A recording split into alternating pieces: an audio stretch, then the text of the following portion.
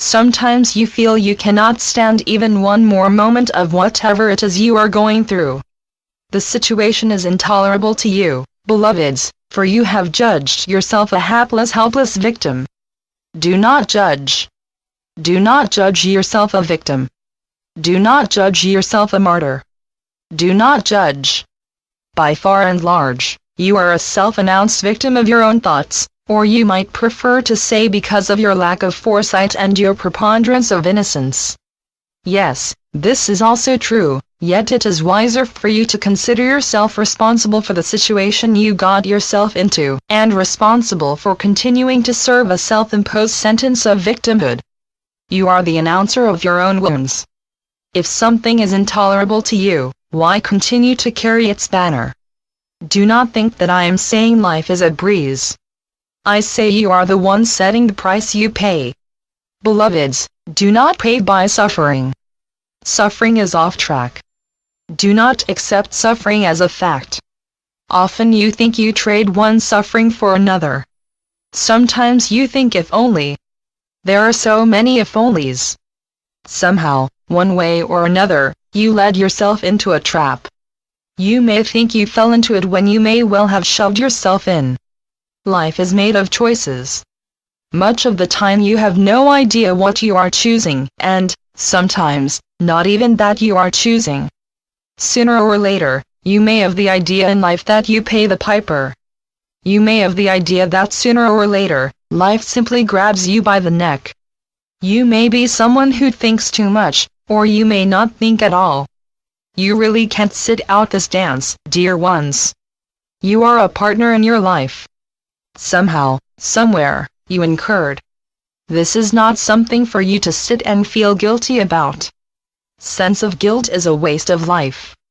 Guilt certainly is not the purpose of your life. Guilt is not a worthy objective to put your attention on, for sense of guilt is a stalemate that keeps you where you are. Throw off the whole halter of guilt and become responsible for moving life forward. Whatever situation you got yourself into that creates suffering is for you to change by how you think, how you point out your own life to yourself. Whatever installment of your life you are presently meeting, there is another installment waiting for you. You suffer two quandaries. 1. Life stays the same. 2. Life doesn't stay the same. Either way is painful. You want to keep your life the same, and/or you want to make your life different. You have discovered that when life takes a stand, you can't budge it. You cannot empirically control it.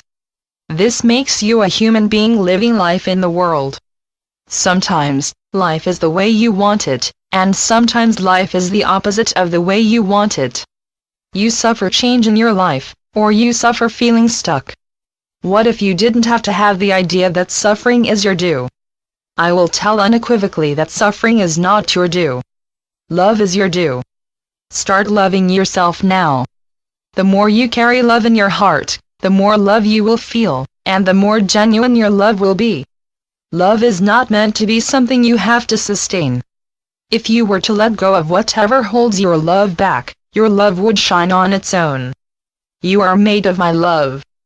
You are the very existence of my love. You were cast in my image, yet you have taken on a blurred image and called it you. Instead of trying so hard to rectify life's turmoil, perhaps you could let go of it. You could shake it off your shoulders and make a beeline for your life's purpose. Your life's purpose is definitely not to suffer. Your purpose is greater than merely to salvage your life. You are to shine my light so that all may see. What holds you back but your readiness and entertainment of this and that which you call suffering? Undo the past, and come over to me. How about now?